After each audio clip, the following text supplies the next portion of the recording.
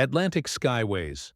Flight 1742, Washington, D.C. to Chicago, was the sort of short hop he'd taken hundreds of times during his illustrious career. Only now, 3 years into retirement, these trips were for pleasure rather than jurisprudence. This one to visit his granddaughter's piano recital at Northwestern. The first-class cabin of the Airbus A320 filled gradually with its typical demographics.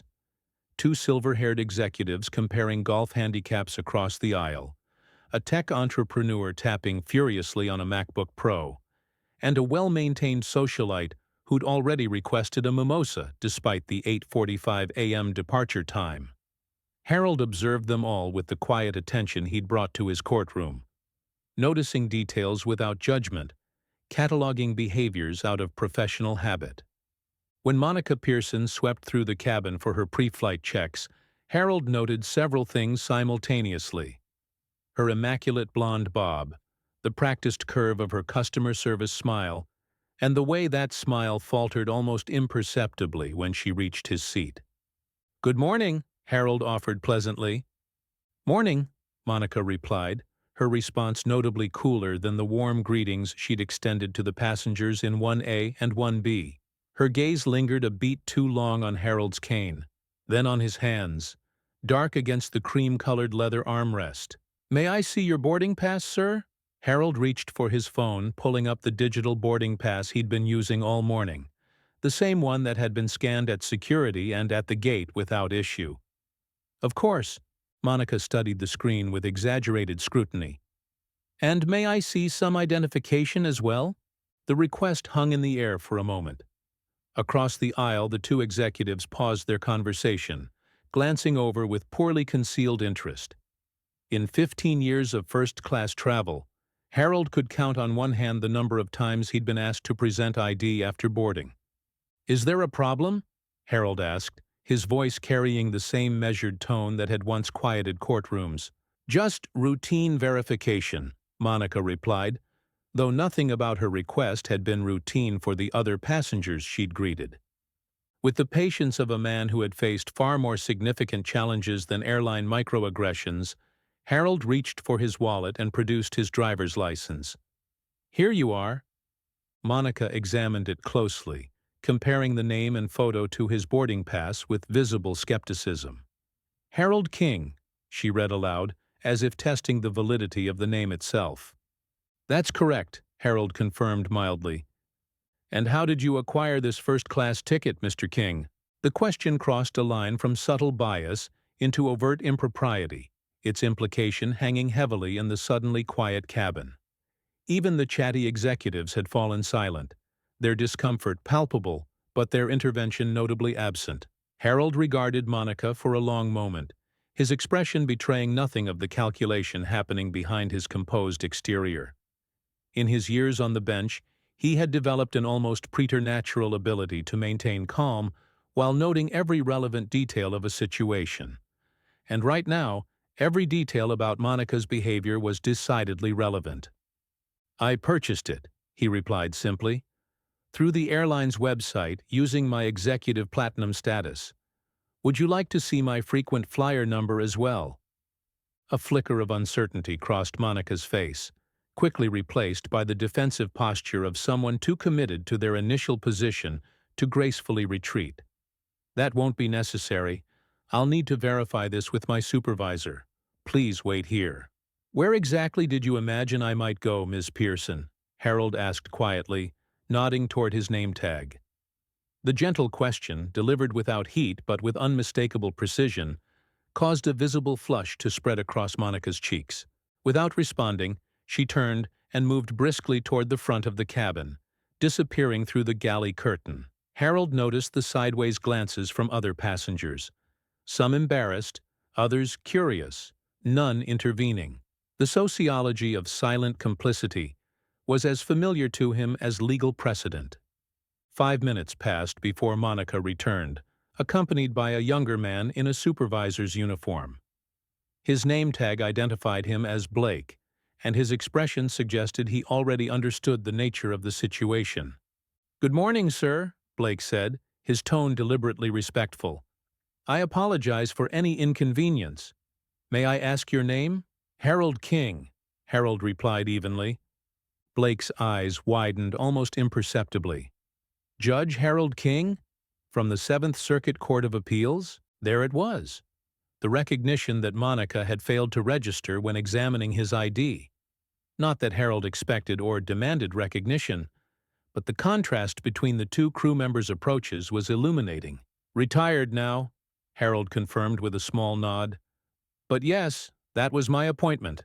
Blake's professional demeanor momentarily gave way to genuine admiration. Sir, it's an honor. My brother-in-law is an attorney in Chicago. He's cited your opinions in several of his cases. Behind Blake, Monica's expression had transformed from suspicious authority to poorly concealed alarm. The flight attendant who had been questioning whether Harold belonged in first class was now realizing exactly who she had been questioning. Judge King, please accept our apologies for the confusion, Blake continued, shooting Monica a pointed look. Everything is in order with your boarding pass and reservation. In fact, he hesitated, lowering his voice slightly. I believe you're listed in our system as one of our VIP passengers. This was understating the reality. Harold wasn't merely a VIP passenger. He was one of Atlantic Skyway's silent minority owners, having invested substantially during the airline's reorganization 5 years earlier. It wasn't information he advertised, but it certainly appeared in the airline's internal systems when his name was properly checked. Thank you, Blake, Harold said graciously. I'm sure Miss Pearson was simply being thorough. The diplomatic response offered Monica a dignified exit from the situation she'd created, an opportunity Harold extended not for her benefit, but because he had no interest in escalating a situation that had already revealed everything he needed to know about her character. Monica, however, seemed determined to compound her error. Rather than acknowledging the mistake with a simple apology, she retreated into rigid professionalism.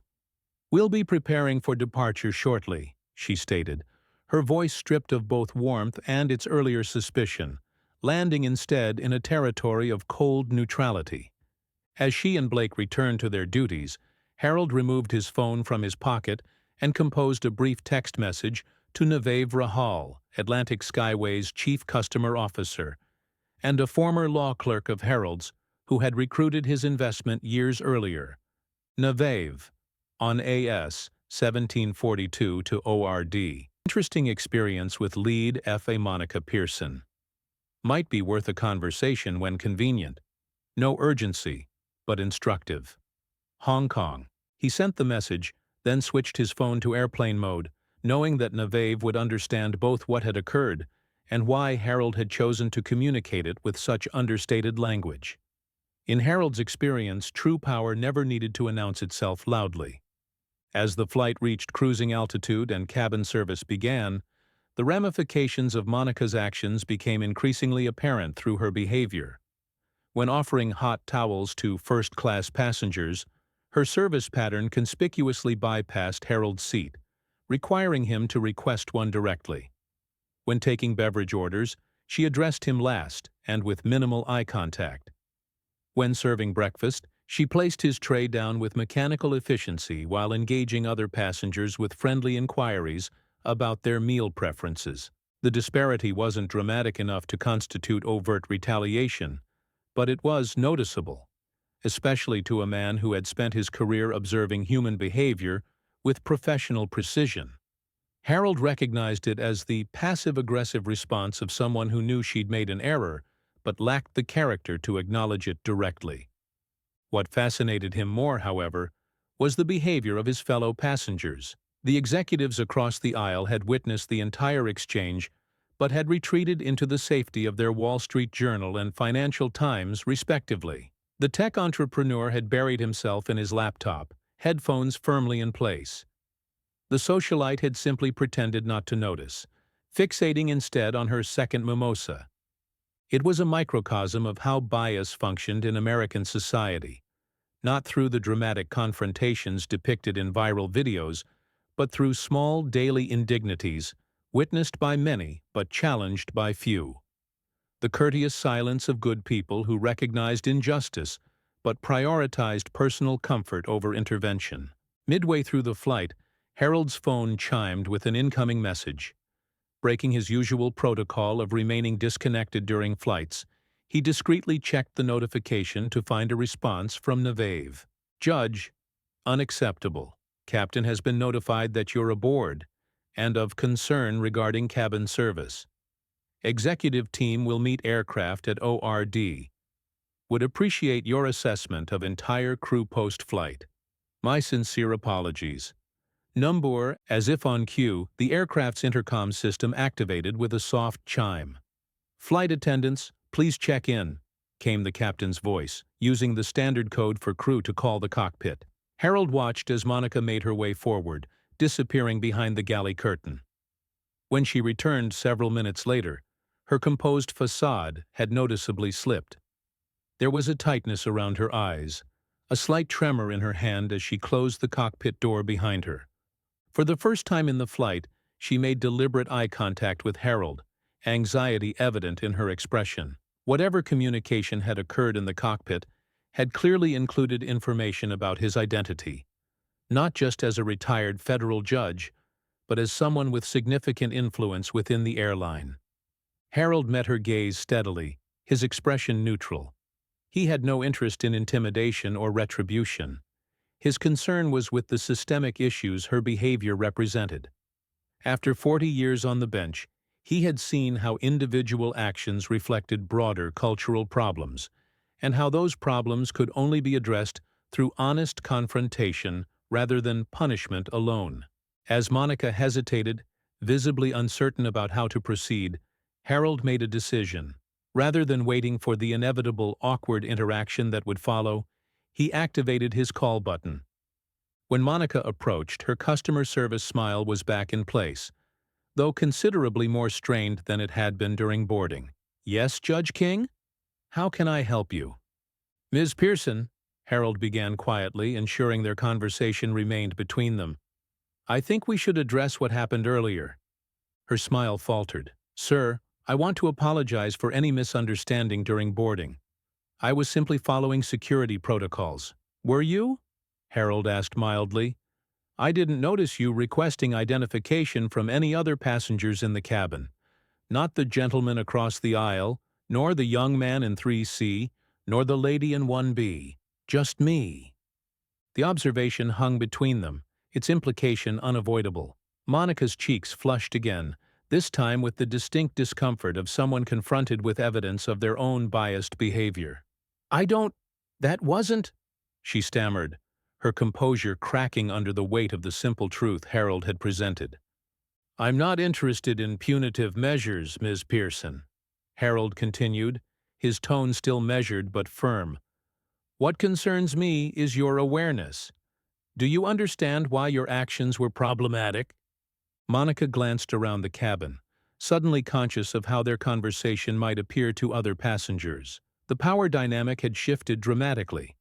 The flight attendant who had questioned Harold's presence in first class was now being quietly interrogated by a man with both the legal expertise and the corporate authority to significantly impact her career. "I think there's been a misinterpretation of my intent," she managed, retreating into defensive language. "I would have asked anyone whose name I didn't recognize. Is that your standard procedure for all first-class passengers? To memorize the names of those who belong and question those who don't?" Harold pressed, not unkindly but without yielding the point. "Or is it possible that other factors influenced your assessment of who required additional verification?" The question was precisely calibrated, not accusing her directly of racial bias, but making it impossible to avoid considering that possibility. It was the same technique Harold had used countless times in his courtroom, creating a space where individuals had to confront their own assumptions rather than defending against external accusations. Before Monica could formulate a response, the intercom activated again. "Ladies and gentlemen, this is Captain Reynolds from the flight deck. We've begun our initial descent into Chicago O'Hare, where the current weather is partly cloudy with a temperature of 62 degrees. We'll be landing approximately 15 minutes ahead of schedule."